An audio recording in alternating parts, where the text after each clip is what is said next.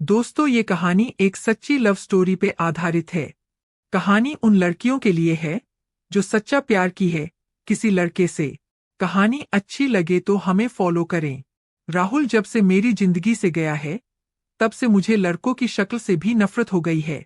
उसे मैंने बहुत प्यार किया, और जब वो बिना एक दिन ऐसे ही भाग गया तब मुझे लगा कि दुनिया में प्यार नाम की कोई चीज नहीं होती है। अब मैं जैसे बिना दिल वाली इंसान बन गई हूँ। मुझे कुछ भी महसूस नहीं होता है, क्योंकि अब मुझे लगता है कि इससे बड़ा मेरी लाइफ में अब क्या होगा। इसलिए आज मेरे पापा मम्मी के बोलने पर मैं तैयार हो गई एक लड़के से शादी करने को। पापा का बोलना था कि एक बार उस लड़के से मिल लो। मैंने मना किया, क्योंकि जिसको मैं इतने सालों तक साथ में रहकर नहीं पहचान पाई, तो अब एक छोटी सी मुलाकात से एक अजनबी को क्या पहचान पाऊंगी। लेकिन लड़का भी मुझसे मिलना चाहता है। मैंने उसको मिलने को हामी भर दी।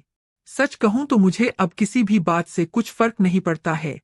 हमारा मिलना तय हुआ डिनर पर। पापा और मम्मी चाहते हैं कि मैं अकेले ही मिलने उससे जाऊं।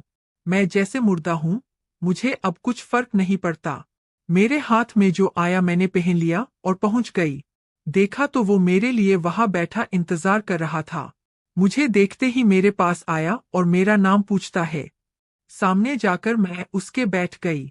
उसकी आंखों में चमक थी, लेकिन इस चमक को जानती हूँ, यह हर लड़का दिखाता है पहली मुलाकात में। राहुल मुझे छोड़कर गया, लेकिन जिंदगी का बहुत बड़ा सबक मुझे सीखा कर गया है। वो लड़का मेरा मुंह उतरा देखकर मुझसे पूछता है, क्या हुआ, सब ठीक है? मैंने भी उसे जवाब दिया, मेरी थोड़ी तबीयत खराब है।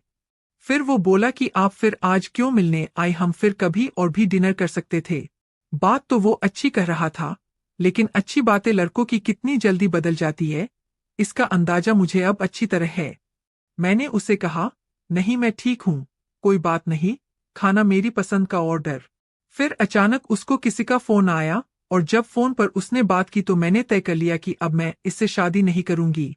फोन पर उसने अपना नाम बताया सामने वाले को, और यह वही नाम था जिसे मैं अब कभी सुनना नहीं चाहती थी। उसका नाम भी राहुल था। मैं भी हैरान थी। मैं इतनी ज्यादा खोई हुई थी कि अभी तक मैंने उसका नाम नहीं पूछा, ना पापा मम्मी से ना ही उससे। मैं एकदम से खड़ी हो गई और उसको बोला कि मैं जा रही हूँ, मेरी तबीयत ज्यादा खराब है। वो जैसे घबरा गया, मुझसे बोलता है कि मैं छोड़ देता हूँ आपको गाड़ी से, पर मुझे अब उसके मुंह से कही हर बात कांटे की तरह चुभ रही थी। उसको बिना जवाब दिए मैं वहां से चली जा रही थी। वो मेरे पीछे पीछे आ रहा था। मेरी आंखों से अब आंसू टपकने लगे, और मैं बाहर टैक्सी या ऑटो का इंतजार करने लगी।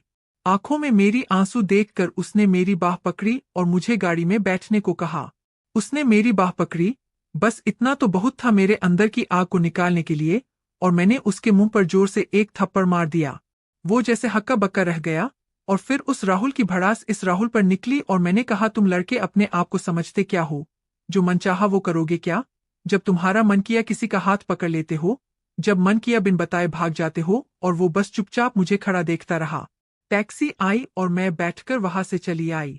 आते वक्त मैंने उसका चेहरा भी नहीं देखा। अपने कमरे में आने के बाद 1 घंटा मैं और रोई, पापा मम्मी को कुछ नहीं बताया।